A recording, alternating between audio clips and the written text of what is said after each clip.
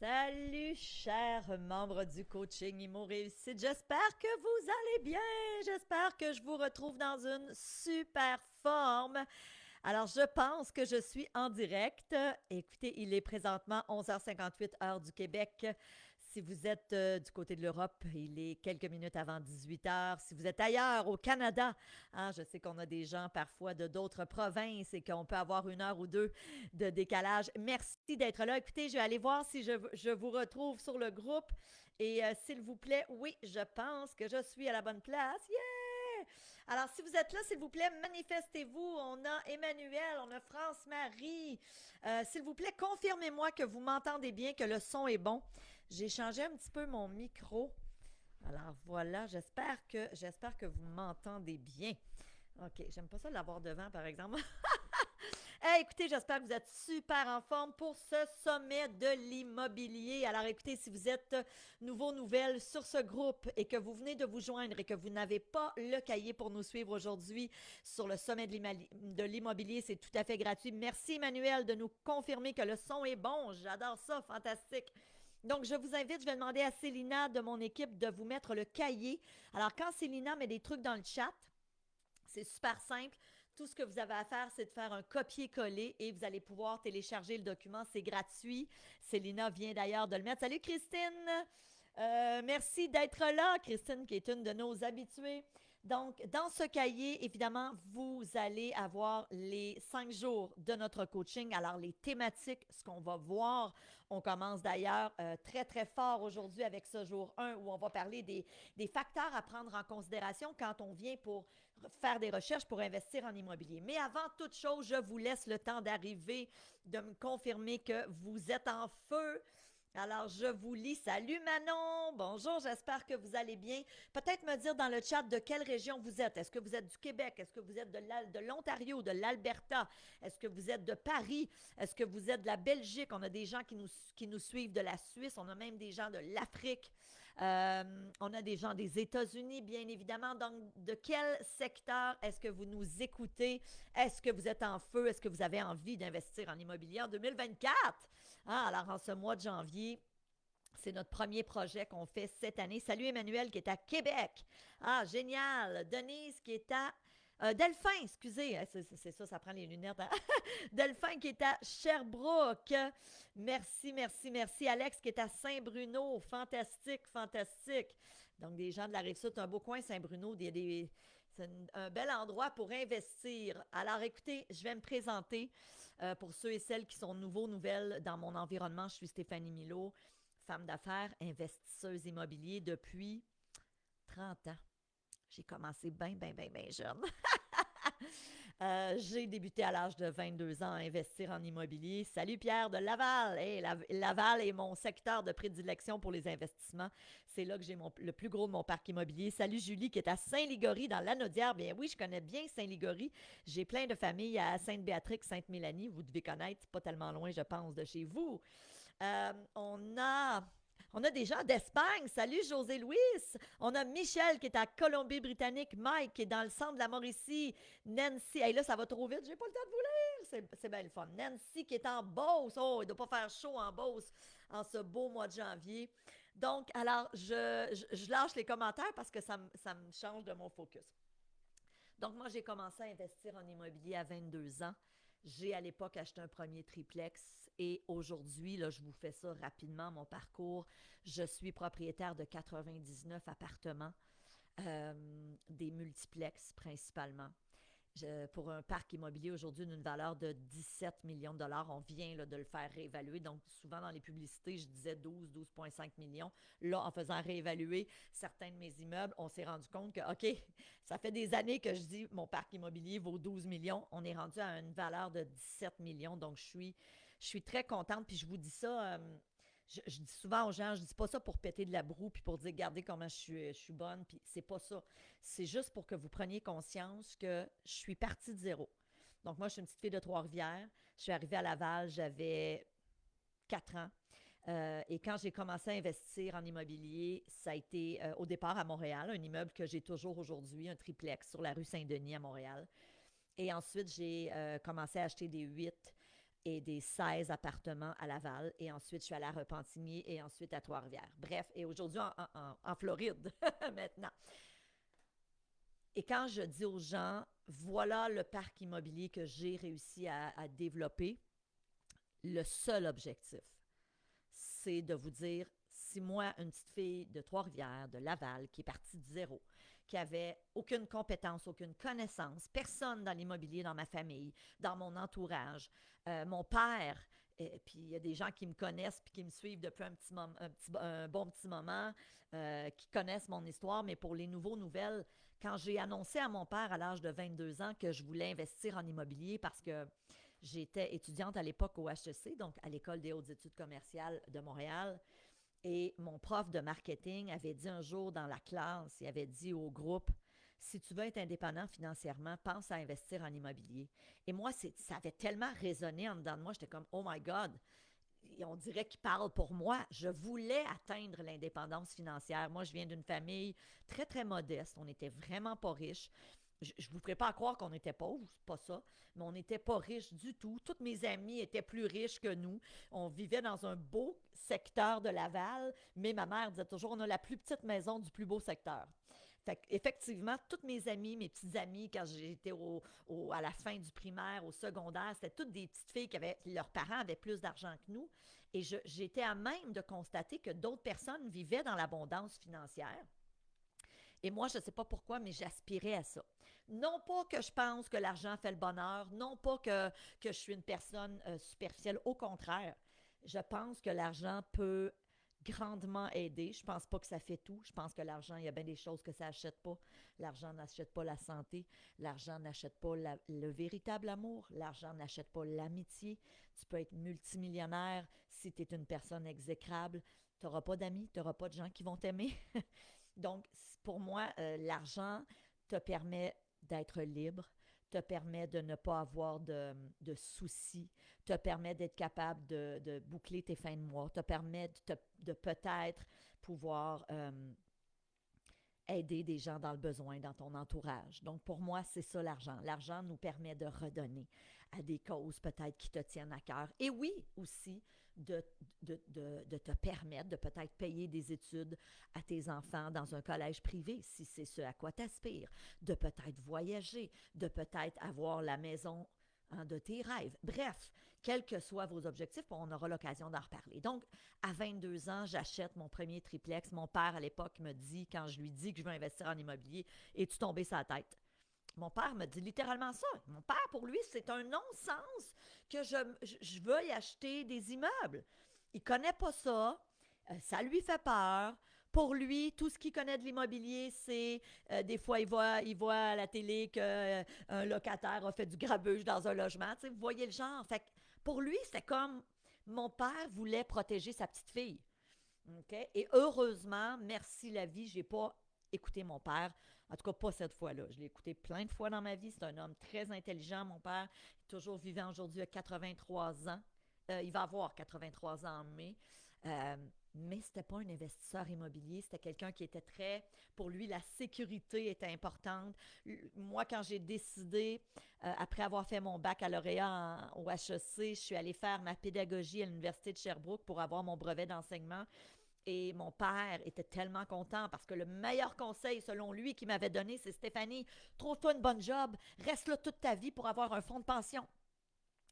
Donc, quand j'ai débuté dans l'enseignement à l'époque pour une commission scolaire et ensuite j'ai enseigné au HEC, mon père était tellement fier. J'avais enfin une sécurité. C'est sûr que quand j'ai quitté ma job à la commission scolaire, là, il trouvait que j'étais bien, bien folle.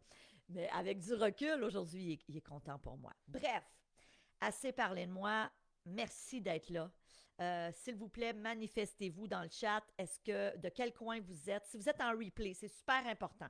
Je vais faire des petites annonces avant qu'on commence ce 5 jours. Si tu nous écoutes en replay, pour X raisons, si tu n'es pas capable d'être là en live, mais j'aimerais ça si vous êtes en mesure d'être là en live. D'ailleurs, on va récompenser vendredi les gens qui auront été en live à chaque journée. Donc, dans les commentaires, écrivez-moi live. OK, comme Mélissa vient de le faire. Tu peux écrire direct aussi, c'est encore mieux, c'est en français. Bonjour Mélissa.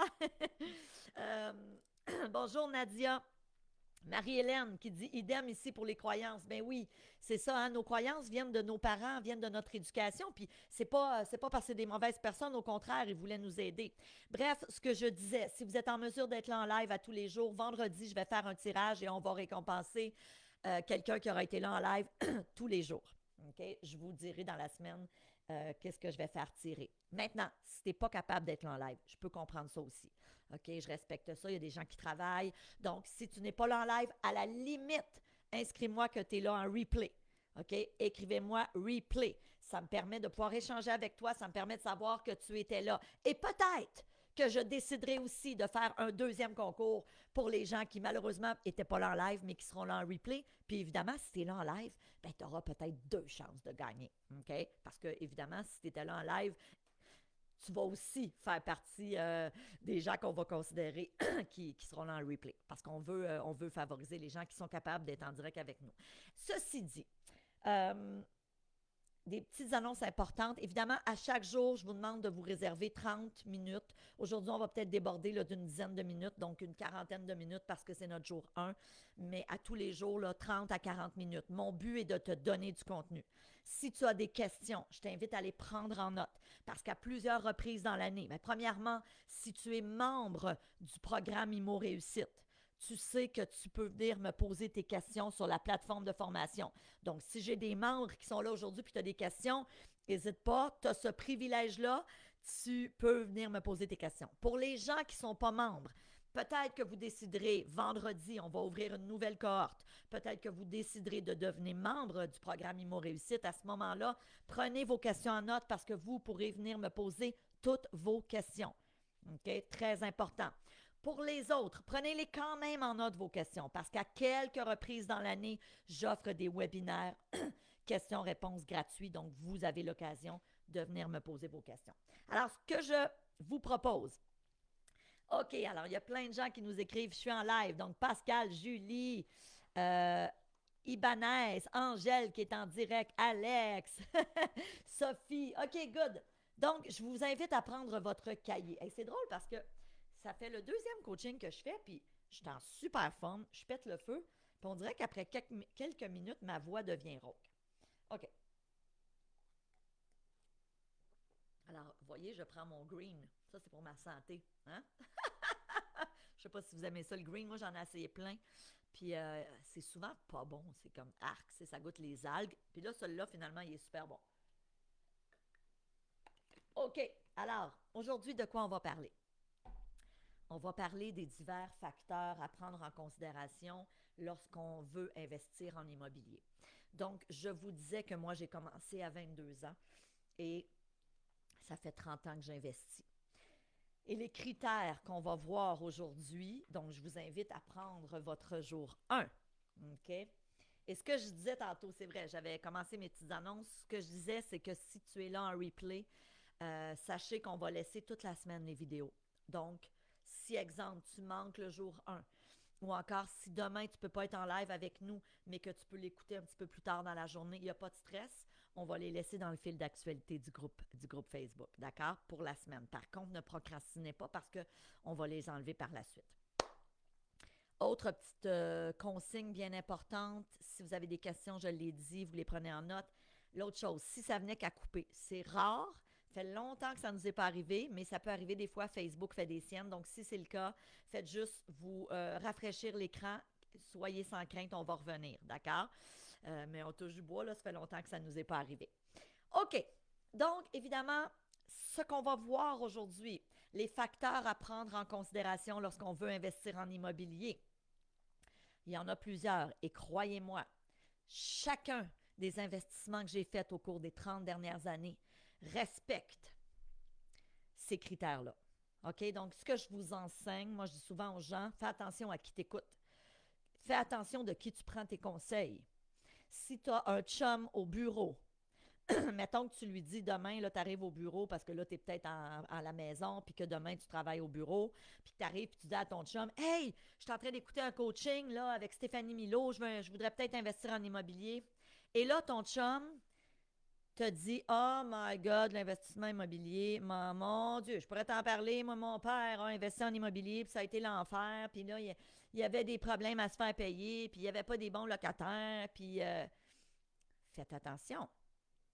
Est-ce que cette personne-là, donc en l'occurrence son père, était un investisseur à succès? Est-ce que son père était quelqu'un qui avait les connaissances? Moi, j'en ai connu plein de gens qui, en me côtoyant, ont décidé d'investir en immobilier. Et ce, avant que j'aille ma formation Immo Réussite. Ça fait 30 ans que je suis investisseuse. Et les gens voyaient mon succès, voyaient comment ça allait bien pour moi. Et les gens se disaient, ben, si elle peut le faire, moi, je vais le faire. Sauf qu'ils ne venaient pas chercher les connaissances. Ils ne se formaient pas.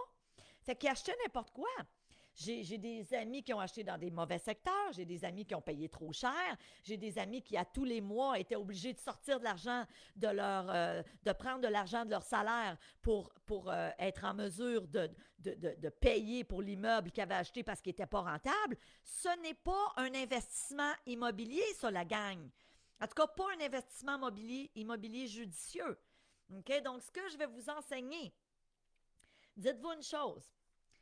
Est-ce que le son est bon? OK, il y a des gens qui nous disent que oui. Donc, Pascal, peut-être augmenter le volume. Je suis désolée. En tout cas, moi, je vais essayer de parler le plus possible dans mon micro. Donc, évidemment, faites attention à qui vous écoutez. Faites attention de qui vous prenez des conseils. Je me rends compte que je suis dépeignée. C'est sûr et certain que si tu prends les conseils de ton oncle qui a eu juste du trouble avec ses immeubles, c'est peut-être pas une référence. Écoute des gens qui ont du succès. Est-ce que dans ton entourage, tu connais des investisseurs immobiliers pour qui ça se passe bien? Et si oui, tu peux parler avec ces gens-là. Donc, faites vraiment attention. OK. Donc, premier élément. Et là, vous allez voir volontairement, il y a des trous dans votre document, c'est pour que tu prennes des notes. En bonne enseignante que je suis, en bonne pédagogue que je suis, parce que oui, j'ai une formation, j'ai un brevet d'enseignement. Et moi, j'ai appris une chose en enseignement, c'est qu'il y a plein de types d'apprenants. Et entre autres, une des meilleures façons de retenir ce qu'on entend, c'est de prendre des notes. OK? Donc, on vous a mis des petits mots à ajouter. Prenez-les en note. Si, pour X raison, il y a un mot que tu n'entends pas ou que tu n'as pas eu le temps de prendre en note, tu retourneras nous écouter, là, c'est pas grave. L'important, c'est d'être là avec moi. Donc, premier critère, premier facteur à prendre en considération quand tu veux investir en immobilier, premier critère, le bien immobilier peut-il être optimisé? Ça, c'est la première question à te poser. Là, je le sais, il y en a en ce moment qui sont chez eux et qui ont peut-être les yeux comme ça, hein, qui se posent la question. Ça veut dire quoi ça, Stéphanie? Optimiser. Très bonne question. Si vous voulez, je vais vous expliquer avec grand plaisir qu'est-ce que c'est l'optimisation.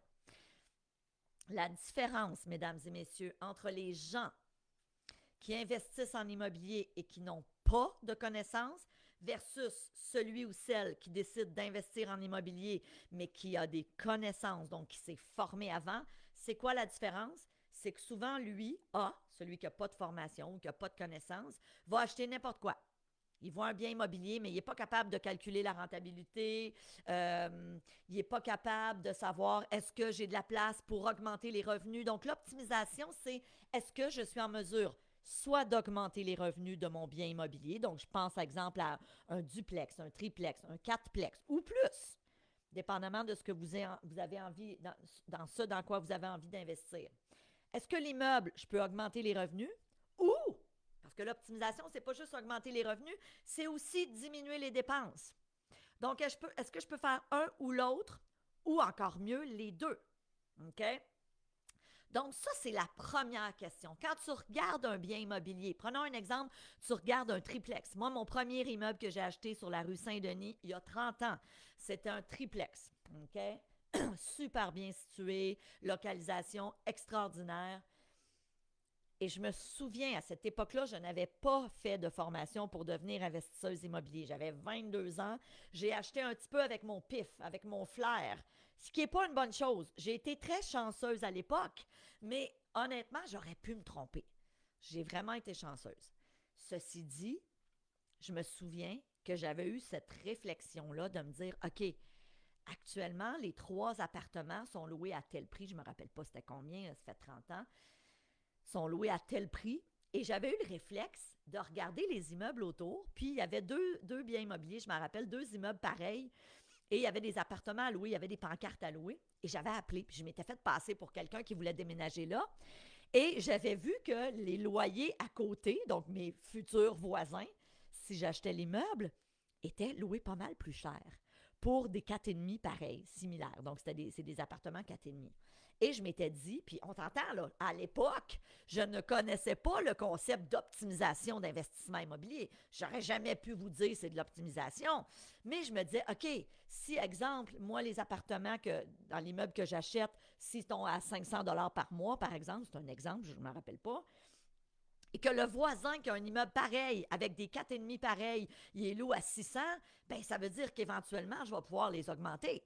Peut-être pas au jour 1 parce que j'ai des locataires en place puis il y a des lois, mais éventuellement. Donc, le potentiel d'optimisation. Maintenant, aujourd'hui, 30 ans plus tard, dans Immo Réussite, la formation Immo Réussite, je vous enseigne pas une, pas deux, pas cinq, des multitudes de stratégies d'optimisation, à la fois soit pour avoir plus de revenus ou pour diminuer les dépenses. Okay? Il y a plein de stratégies qui vous sont enseignées. Donc ça, c'est la première question que tu dois te poser. Est-ce que l'immeuble peut être optimisé? Question numéro 2, ou élément numéro 2, la situation géographique est-elle intéressante? Donc, le mot qu'on cherchait ici, c'est la situation géographique. Est-ce qu'elle est intéressante? En immobilier, tu as peut-être déjà entendu ça. Il y a 3 critères importants avant d'acheter. 1, la localisation. 2, la localisation. 3, la localisation. Un immeuble bien situé sera toujours gagnant. Ça fait 30 ans que je suis propriétaire de cet immeuble sur la rue Saint-Denis qui est super bien situé, pas loin d'une station de métro, près d'un parc du côté du soleil. Tu sais, une situation extraordinaire. Et ça fait 30 ans que j'ai de la facilité à louer, que j'ai des bons locataires parce que j'ai le choix comme propriétaire. Et croyez-moi, en 2024, vous voulez comme propriétaire, choisir vos locataires. Puis on est chanceux, on a des taux d'inoculation. Jean-Nicolas, bonjour Jean-Nicolas, comment ça va? Jean-Nicolas qui est un de nos experts dans la formation Immo Réussite en forme, j'espère que tu vas bien. Alors oui, effectivement, localisation. Mais j'imagine que c'est le même Jean-Nicolas. Oui, je te reconnais ta photo. Bref, dites-vous une chose. À partir du moment où tu as un immeuble qui est bien situé, ça a un impact sur plein d'autres éléments. Ça a un impact sur notre prochaine étape qui est la qualité des locataires est excellente.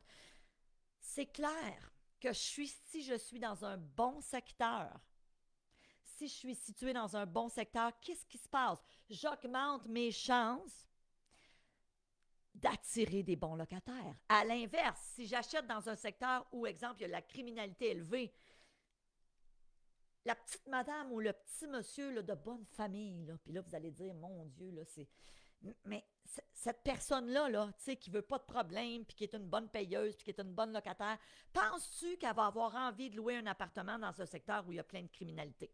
Donc, quand on dit localisation, il y a plein de critères au niveau de la localisation. La proximité des services, la proximité des transports. Es-tu prêt? Tu sais, exemple, moi, mon immeuble, il est en face d'un parc. C'est un cul-de-sac. OK? Donc, pour te rendre là, je veux dire, il faut que tu sois résident de la rue. Sinon, donc, c'est super tranquille, même si c'est à Montréal. C'est à pied d'une station de métro. C'est du côté du soleil. Donc, tout ça, ce sont des critères qui font que c'est une place de choix. OK? Donc, au numéro 2, la qualité des locataires est excellente. Et dites-vous une chose, plus tu es bien situé, plus tu vas attirer des locataires de choix. Numéro 3, le prix est en dessous de la valeur marchande. Donc, évidemment, si tu es en mesure d'acheter un immeuble qui est en dessous de la valeur marchande, c'est l'idéal. On dit toujours en immobilier, on fait notre profit à l'achat.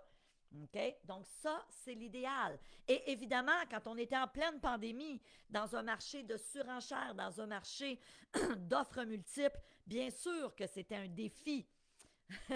Bien sûr que c'était un défi euh, de d'acheter en dessous de la valeur marchande, quoique il y en avait quand même des opportunités, il y en avait quand même des reprises de finances, il y en avait quand même des avis de 60 jours. Il y avait tout ça. Ceci dit, ce qu'il faut réaliser, on est actuellement, c'est le temps d'investir.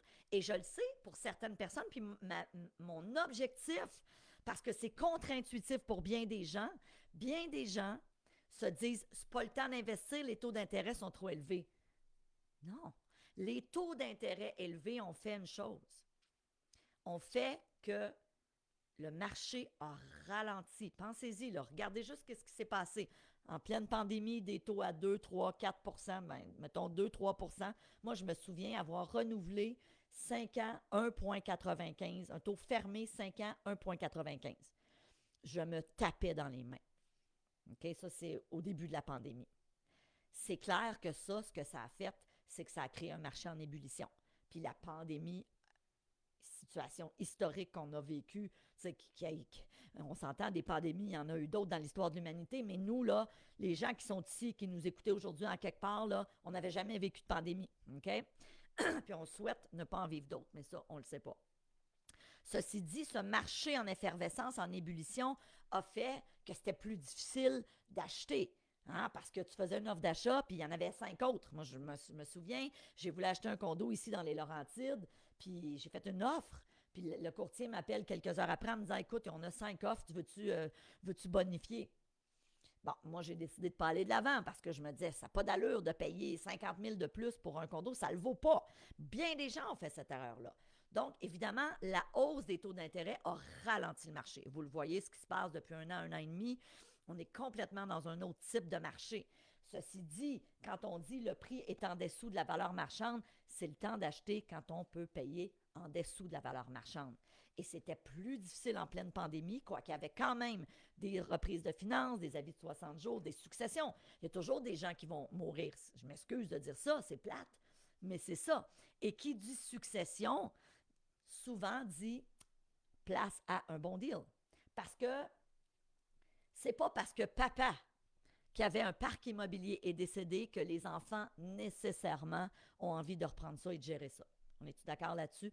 Et souvent, lorsque ça arrive à la succession, les enfants, surtout s'il y a 2, 3 enfants, ils veulent le cash.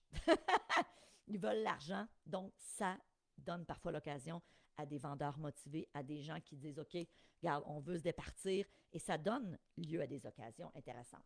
On change de page. Point numéro 4, l'état général du bien immobilier est bon. Encore une fois, en pleine pandémie, j'ai vu plein de gens commettre l'erreur suivante. Angèle qui dit parfois 15 offres dans mon coin. Ben oui, c'était fou. Moi, j'ai mis le condo en vente de mes parents en 2021. C'était-tu 2021? Oui, 2021. Et on a eu 17 visites le premier soir, puis je pense qu'on a eu 7-8 offres d'un coup. D'un coup! Et c'est allé en surenchère. On a finalement vendu plus cher que ce qu'on avait demandé. Fait que c'était merveilleux. Quand tu étais dans le siège du vendeur, on s'entend, don't get me wrong, quand tu étais dans le siège de l'acheteur, c'était un petit peu moins le fun. Donc, l'état général de l'immeuble est bon. Beaucoup de gens ont fait l'erreur, surtout dans la pandémie, de retirer leurs conditions d'inspection. Si vous voulez mon opinion, c'est mon humble opinion, il faut faire très attention à ça. À moins que vous soyez un inspecteur en bâtiment, à moins que vous ayez des connaissances extraordinaires, ça c'est une autre chose. Ceci dit, il faut faire attention parce que la réalité, c'est que on en voit de plus en plus des immeubles qui ne sont pas en bon état. Combien de fois j'ai des membres, moi, qui ont joint Immo Réussite, qui sont arrivés sur Immo Réussite et qui ont dit « Oh mon Dieu, si je t'avais connu avant, parce que là, j'ai acheté un immeuble, je me rends compte que j'ai payé trop cher, puis j'avais pas prévu qu'il y avait des travaux. J'ai eu des mauvaises surprises. » Mais comment ça que tu as eu des mauvaises surprises? Comment ça se fait que tu achètes un immeuble et que tu te rends compte 3 mois après que « Oh, la toiture était finie. » Je comprends pas, tu n'as pas fait inspecter? Je dis, on s'entend, là, une toiture, dépendamment de la grosseur de l'immeuble, c'est pas 1 000 là, c'est des milliers et des dizaines de milliers de dollars. Ou encore, hein, Stéphanie, j'ai acheté, puis je me rends compte que la vie, l'usure des portes et fenêtres, c'est fini. Faut que je les remplace. OK, mais Comment ça se fait que tu découvres ça après coup, après avoir notarié? Parce qu'évidemment, quand on fait une bonne inspection en bâtiment, ça nous permet aussi de négocier à la baisse. Ça, c'est des choses qu'évidemment qu'on vous enseigne dans Immo Réussite, mais c'est hyper important. Donc, ça aussi, c'est un autre critère super important. Point numéro 5. Est-ce qu'il y a une forte demande pour ce type d'appartement et pour ce secteur?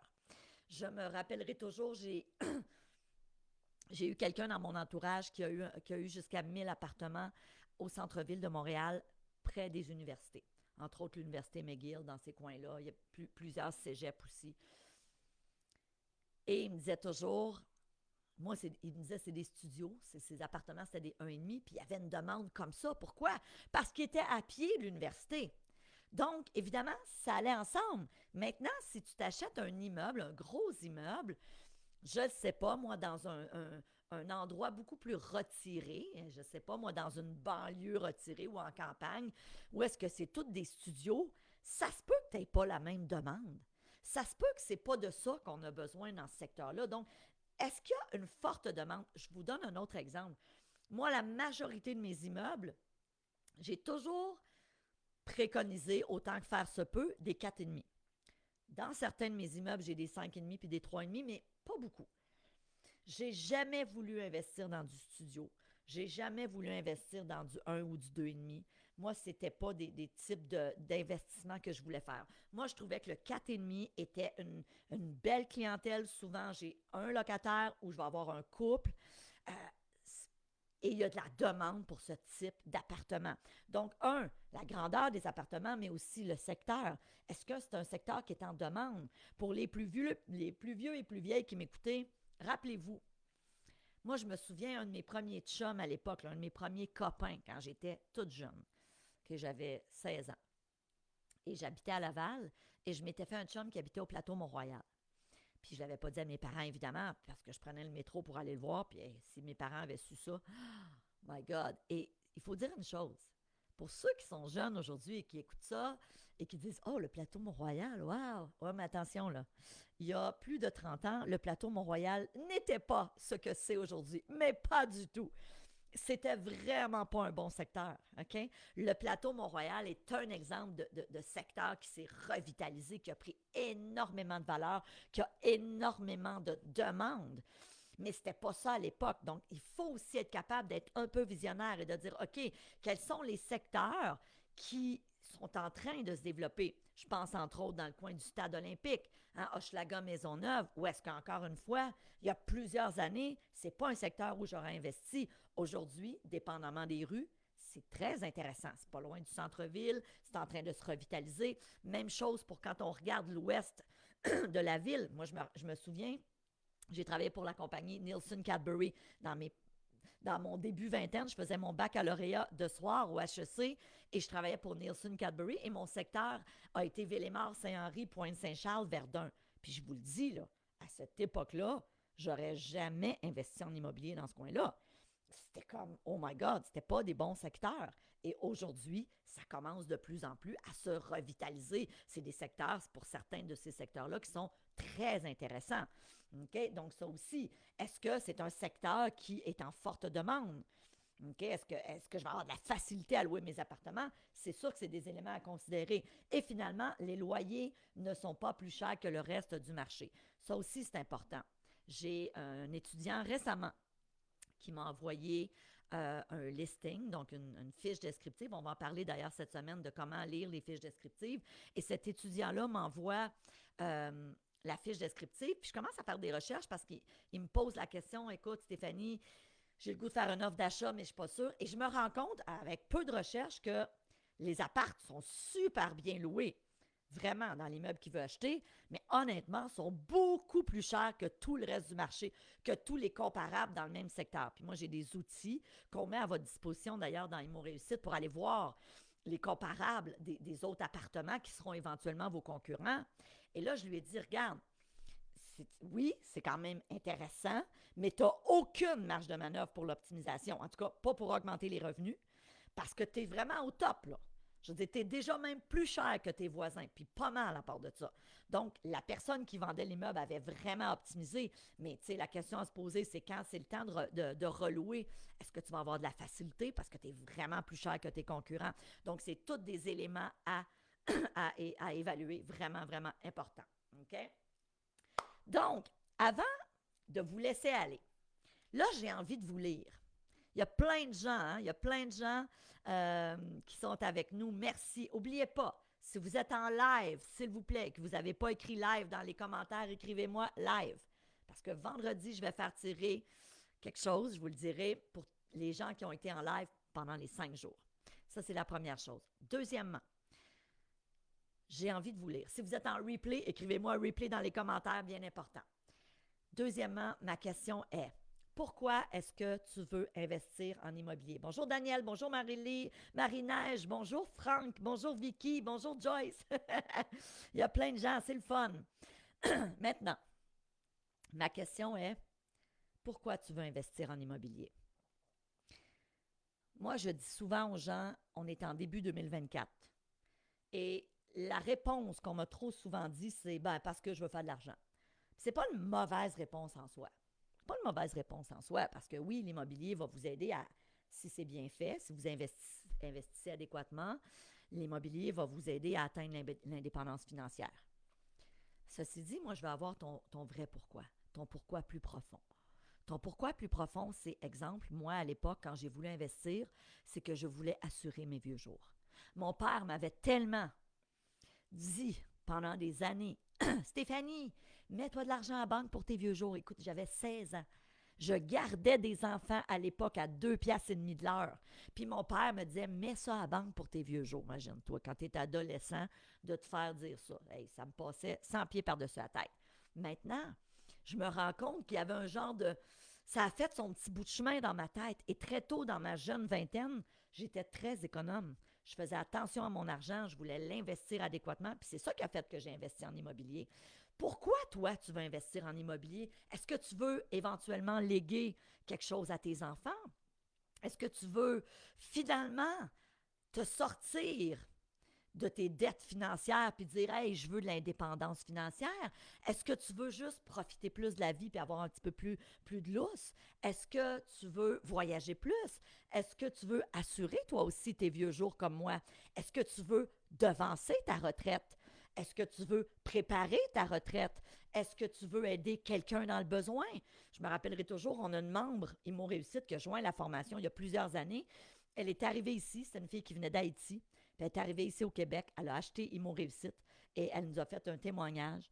Elle a dit, moi, j'investis dans la formation parce que je veux investir en immobilier, parce que je veux aider ma famille en Haïti. Je veux leur envoyer de l'argent. Il n'y a pas de bon ou de mauvais objectif. Il n'y a pas de bon ou de pas bon pourquoi. Il y a ton pourquoi à toi. Pourquoi tu veux investir dans l'immobilier? Je vais aller vous lire. Ah, mon Dieu, vous êtes nombreuses. Vicky qui dit, je veux profiter de la vie, voyager plus, préparer ma retraite et l'avenir de ma fille. Mike qui dit, pour laisser quelque chose à mes filles lors de mon départ. Oui.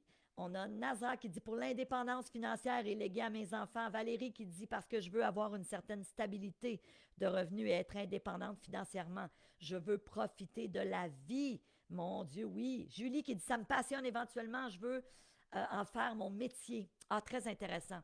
Est-ce qu'il y en a qui veulent vivre de l'immobilier? Il y en a-tu qui m'écoutent là, en ce 22 janvier 2024, puis qui disent, moi, Stéphanie, je suis écœurée de ma job.